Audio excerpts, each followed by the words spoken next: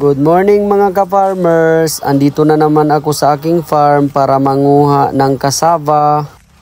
So ang tanim kong kasaba, andito lang ito sa tabi ng aking saging. Dito ko itinanim to kasi hindi rin naman masyadong malaki ang bunga ng saging dito. As you can see mga ka-farmers, sobrang lalaki na itong laman nitong aking kasaba. Kasi sobrang tagal na nito.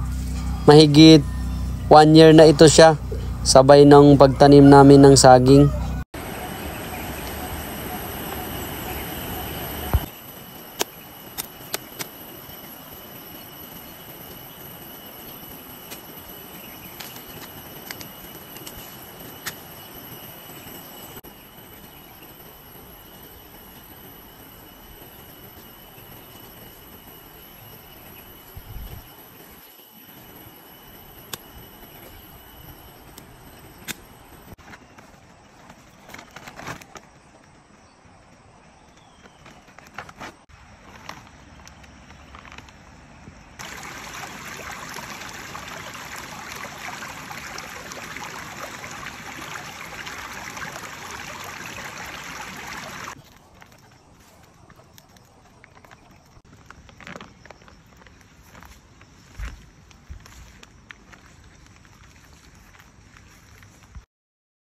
Pagdating ko mga ka-farmers, agad-agad ko na itong binalatan para gawing nilupak na kamote para may pangmerenda naman tayo. Hinugasan ko siya ng mabuti. Ilalaga ko siya ng 20 to 30 minutes para lumambot. Pagkaluto niya mga ka-farmers, nilipat ko na sa lalagyan.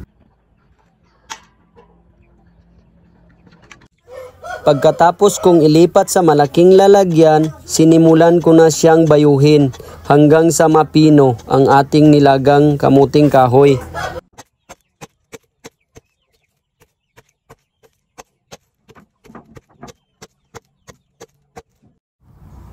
Dito sa part na to, paunti-unti ko na siyang hinaluan ng kinayod na yang coconut.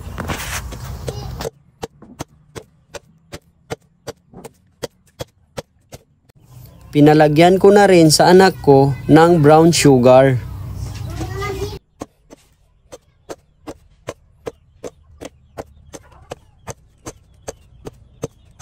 Dahan-dahan ko muna itong hinalo saka ko nilagyan ng puwersa nung naging malagkit na at parang paste.